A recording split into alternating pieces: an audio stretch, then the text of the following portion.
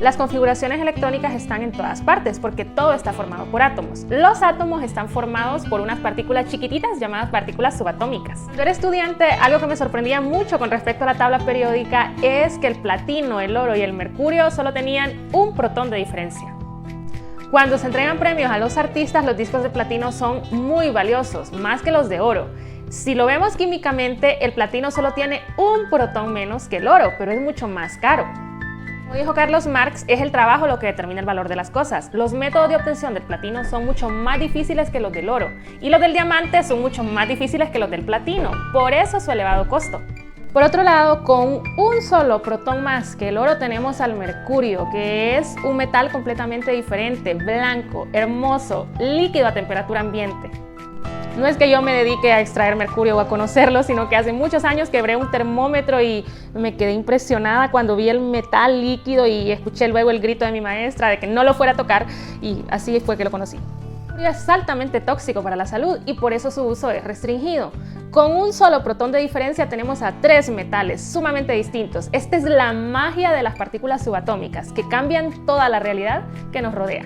Todos los elementos están formados por los mismos ladrillitos y lo que hace la diferencia en la materia es cómo estos ladrillitos se ubican y el número de ellos. Un solo protón hace cambios asombrosos. Y ni les cuento lo que pasa cuando se quieren desarmar los núcleos. Todo esto de la contaminación nuclear y de las guerras nucleares tiene que ver con la fisión de los núcleos, donde se encuentran los protones y los neutrones. Las fuerzas al interior del núcleo son tan inimaginablemente grandes que el mismo Albert Einstein se arrepintió de haber contribuido con sus conocimientos a la elaboración de la bomba atómica, pues jamás imaginó los desastres que causaría. El núcleo de un átomo es muy difícil romperlo y no se trata de si es bueno o malo, sino de quién tiene el conocimiento y para qué lo utiliza. Para crear este tipo de bombas se utilizan los núcleos de elementos que son muy pesados e inestables. En este caso, por ejemplo, hablamos del elemento uranio. La energía nuclear parecería ser una opción ante los combustibles fósiles, puesto que no libera dióxido de carbono al ambiente. Otra de las partículas que están en el átomo son los electrones. Son tan chiquititas que estas no contribuyen con nada en la masa al núcleo. De hecho, en el caso de la energía nuclear, que es el ejemplo que acabamos de ver, tienen que ser núcleos pesados, es decir, de elementos que tienen masa para que se pueda generar la fisión nuclear. Vamos a hablar ahora de esos electrones, que a pesar de ser chiquitos y de pensar no tienen ningún papel importante, claro que sí lo tienen. Fenómenos pequeños como las reacciones químicas que ocurren en nuestro organismo, la descomposición de la comida, la creación de materiales, todos ellos tienen que ver con el movimiento de electrones en las sustancias. Fenómenos más grandes, los truenos, las tormentas eléctricas, el magma que conforma la Tierra, las reacciones que se llevan a cabo en el Sol, la formación de la Vía Láctea, todo eso tiene que ver también con movimiento de electrones.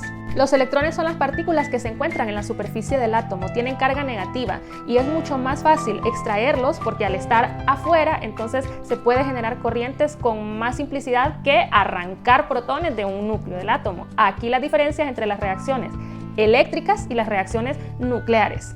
Aunque en relación a los protones, la energía que se genera con los electrones es mucho más pequeña, no es insignificante. Imagínate un mundo sin electricidad. La electricidad tiene que ver con el movimiento de electrones. Y los neutrones también son muy importantes. Por ejemplo, que sepamos que existieron dinosaurios hace miles de millones de años tiene que ver con el decaimiento radioactivo de algunos elementos, en su mayoría isótopos. Los isótopos son formas de los elementos que tienen mayor cantidad de neutrones. Vidas medias de estos isótopos son larguísimas y se utilizan en el fechado radioactivo.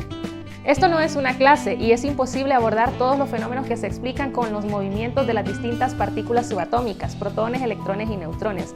Sí quería que supieras que muchos de los fenómenos, todos los fenómenos que nos rodean, tienen que ver con este tema. Es por eso que la configuración electrónica es muy importante para poder comprender lo que vamos a estudiar más adelante.